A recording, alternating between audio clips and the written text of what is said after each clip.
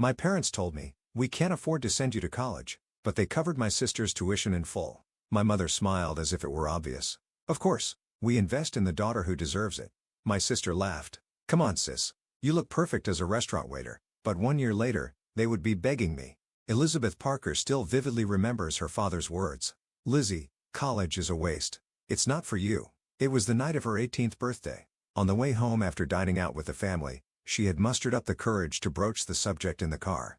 "Dad, I'm thinking of applying to the state university." Richard's stern profile was illuminated by the streetlights reflected in the rearview mirror. His face remains unchanged to this day. He had worked as an insurance company executive for 30 years, always valuing planning and efficiency. It would be a waste of money. With just those few words, her dreams for the future were crushed. In the Parker household, education was everything. Her father himself was a graduate of an elite university, and her mother Diane, as a high school teacher, always kept a strict eye on the children's academic performance. Diane, as a typical Tiger mother, checked her two daughters' homework every night and assigned additional studying if test scores weren't perfect. The problem was that Elizabeth was ordinary. She wasn't stupid by any means, but she wasn't a genius either. In high school, she studied diligently, but her grades were always just slightly above average. Where she truly shined was in her interactions with others. She was good at making friends and was well liked by teachers. Empathy and thoughtfulness were her strengths, but in the Parker household, these were considered weak traits. "Being able to calculate quickly is more important than getting along with people," Diane would often say. In contrast was her younger sister, Jessica. She was literally a child prodigy. She swept piano competitions at 10, solved high school-level math problems at 12, and was selected as the state representative for the Science Olympiad at 16. The walls of her room were covered with numerous certificates and awards. Jessica had inherited her father's composure and her mother's competitive spirit, combining them with her own genius talents. From an early age, she was special in the family. A special cake on her birthday, the biggest present at Christmas. And most of all, she received the unconditional praise and expectations of both parents.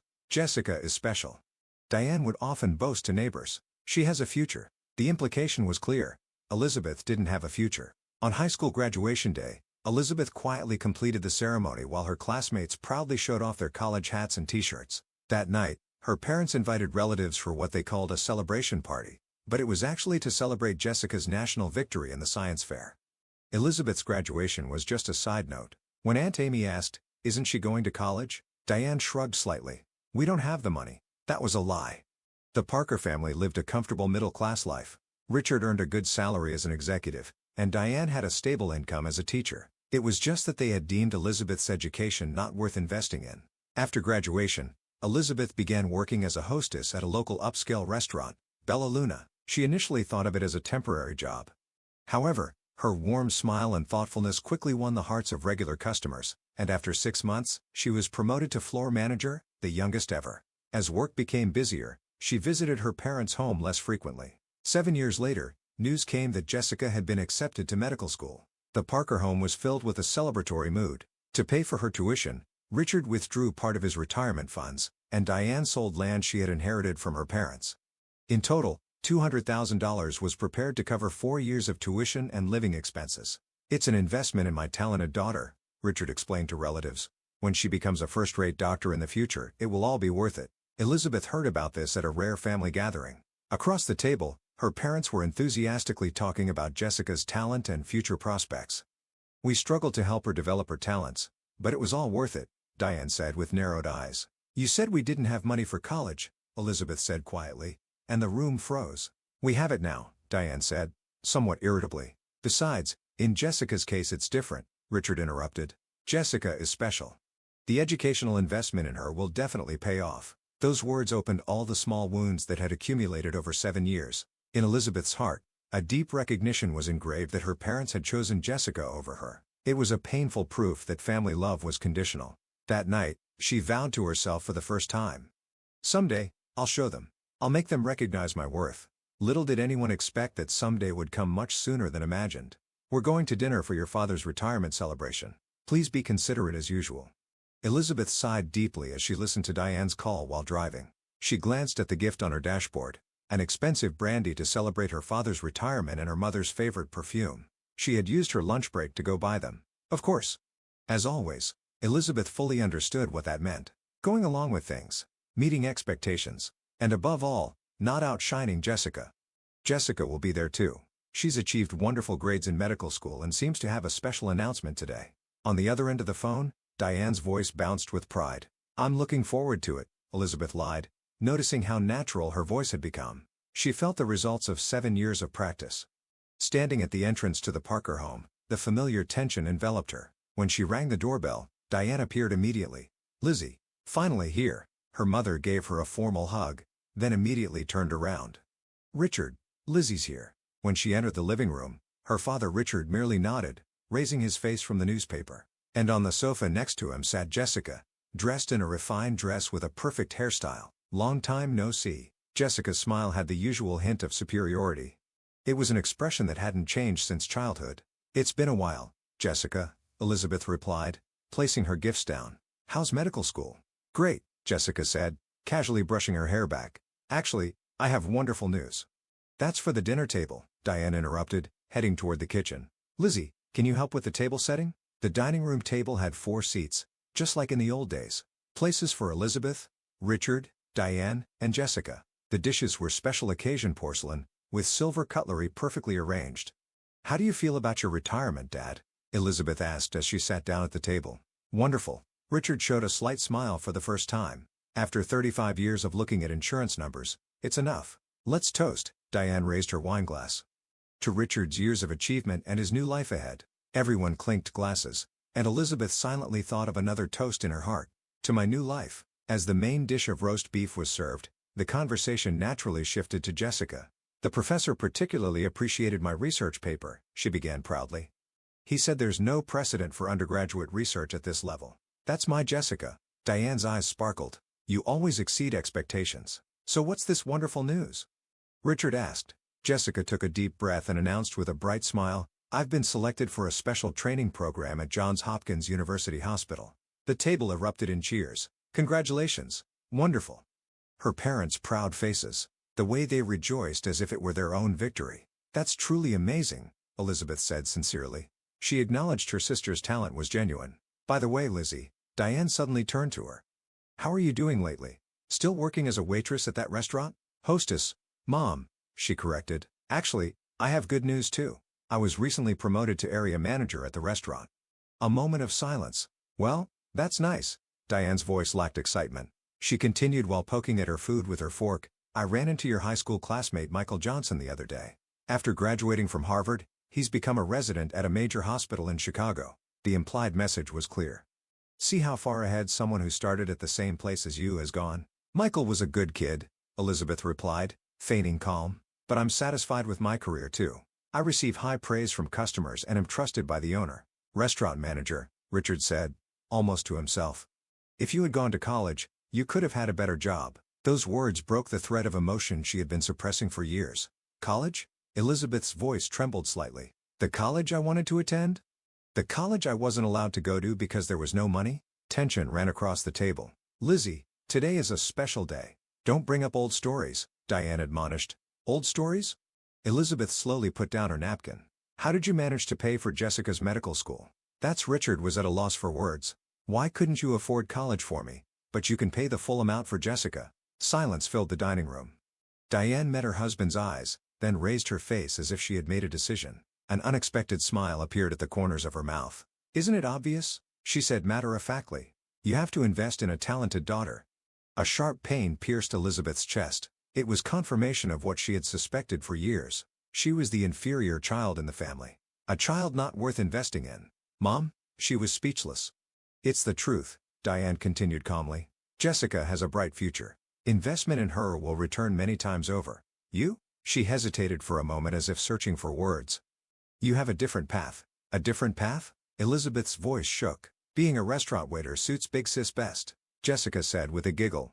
They say everyone has something they're good at, right? I have medicine, and Big Sis has carrying plates. Her parents didn't stop her. Rather, there was even a faint smile at the corners of Richard's mouth. Elizabeth felt something hot welling up in her eyes. But she had no intention of showing tears. She slowly rose from her chair and placed her napkin on the table. Excuse me. She straightened her back and left the dining room with composed steps. On her way to the entrance, she noticed family photos on the wall. Photos of proud parents standing around a smiling Jessica in the center. Elizabeth stood at the edge, with a somewhat out-of-place expression. Outside, the cool night air caressed her cheeks. She got into her car and took a deep breath before starting the engine. "They don't understand," she murmured quietly. "They don't know yet that in a year, they'll be begging me." As the car's headlights illuminated the dark road, Elizabeth renewed her determination. This would be the last humiliation. The next time she saw them, everything would be different. Welcome to Bella Luna. 3 weeks had passed since that night. The wounds were deep, but she never brought them to work. Rather, she had turned that pain into a driving force. "It's always a pleasure to see you again, Elizabeth," said Marcus Green, a famous real estate tycoon in the city, and his wife Charlotte. "Can you prepare our usual table?" "Of course, Mr. Green," she responded with a perfect smile, guiding them to the prime window seat. Over the past 3 years, Elizabeth had built trust relationships with many regular customers as the face of the restaurant. Her memory was phenomenal, not just names, but also preferred seats, allergy information, anniversaries, and even the educational progress of their children. "Elizabeth, a moment please."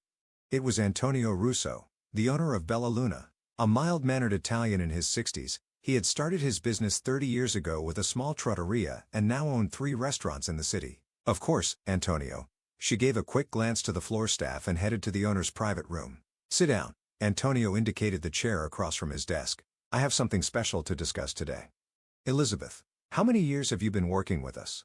"It's been 7 years," she answered. "I started as a hostess, and now as floor manager. You've doubled my Bella Luna's revenue," Antonio continued. "Customers come asking for you. Staff adore you. And most importantly, you understand the business."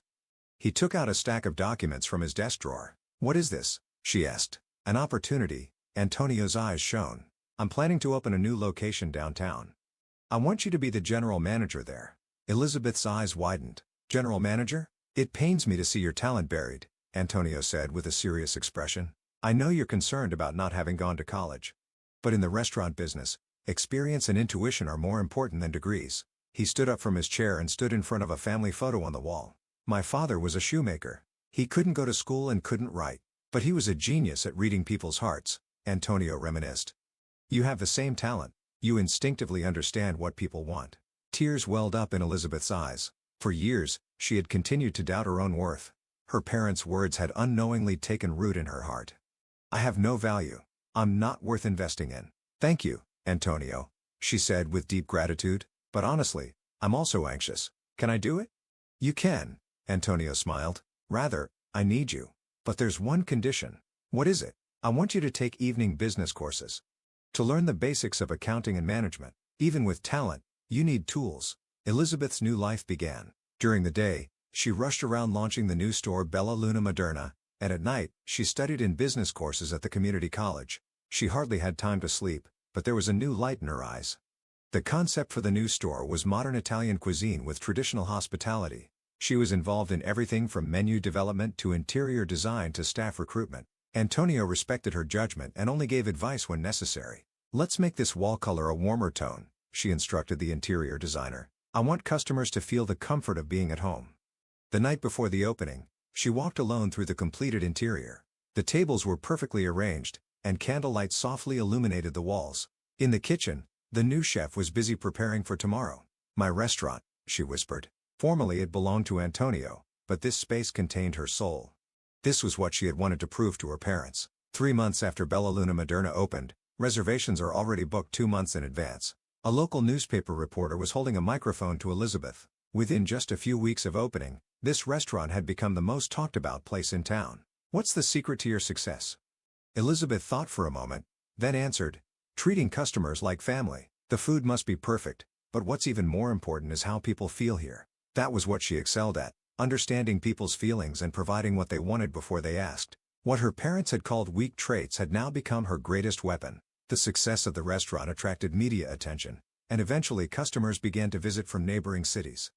Antonio was impressed with Elizabeth's talent and gave her more responsibility. A year later, she was promoted to director, overseeing the operations of all 3 restaurants. "That girl is special," Antonio told his wife. "She has both the fire I had when I was young and the wisdom I learned as I grew older." On her 30th birthday, Elizabeth received her business management diploma from the community college. Antonio and the staff of Bella Luna attended the ceremony. There was no congratulatory contact from her family. "What will you do next?" Antonio asked at the graduation party. Elizabeth answered with a smile, I want to have my own restaurant.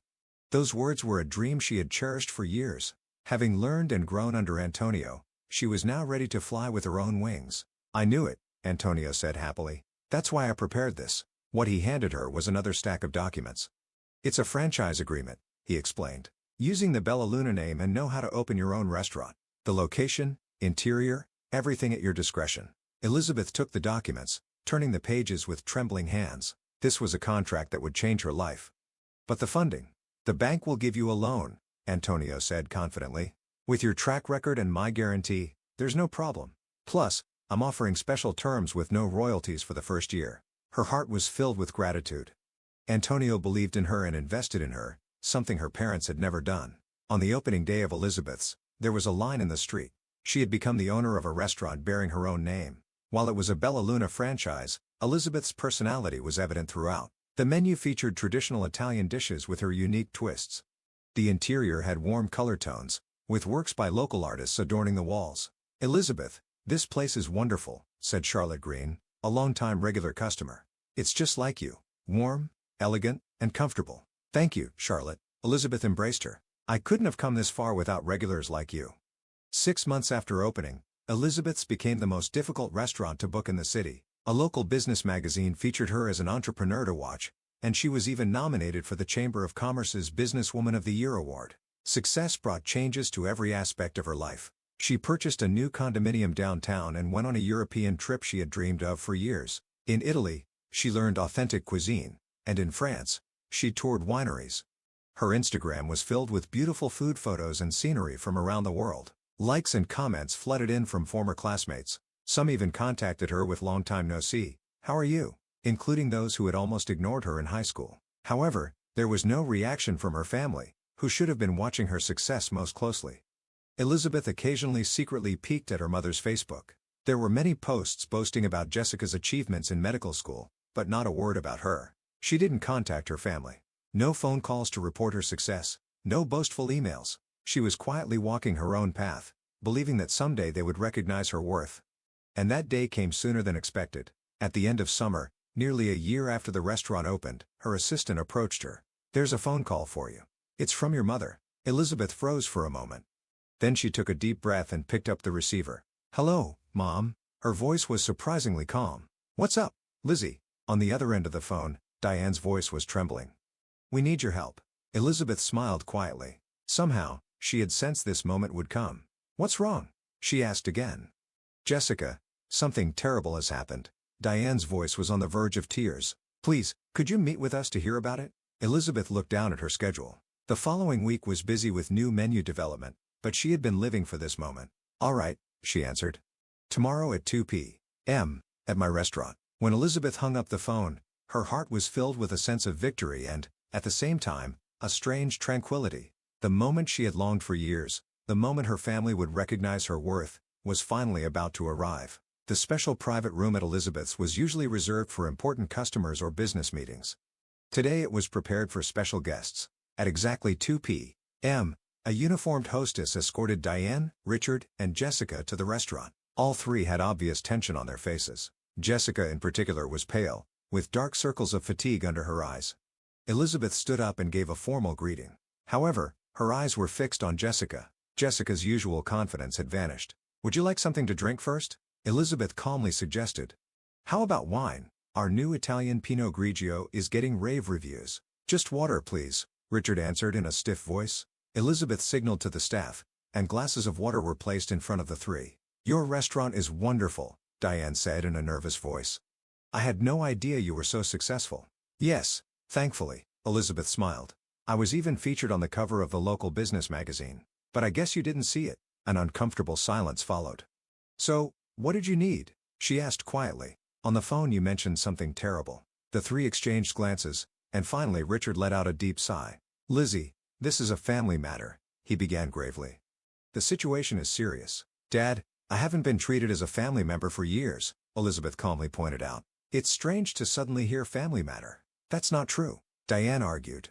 "You've always been our daughter." "Really?" Elizabeth raised an eyebrow. "Whose words were you have to invest in a talented daughter?" Silence fell again. Finally, Jessica spoke up. Her voice was trembling. "I've gotten into terrible trouble. I'm listening, Elizabeth said in a neutral tone, neither cold nor warm. Jessica looked at her parents, then timidly began to speak. During my medical school training, I made a mistake with a patient's prescription. It was a serious error. The patient's condition temporarily worsened, but their life wasn't in danger. Is that all? Elizabeth asked. No tears welled up in Jessica's eyes. After that, I did something stupid. I posted information about that patient on social media, intending to talk to a friend. What? Elizabeth showed dismay for the first time. It's a privacy violation, Diane said, catching her breath. She's being sued by the university and hospital. And to make matters worse, Richard continued, the patient was a relative of a city dignitary. We're being asked for $500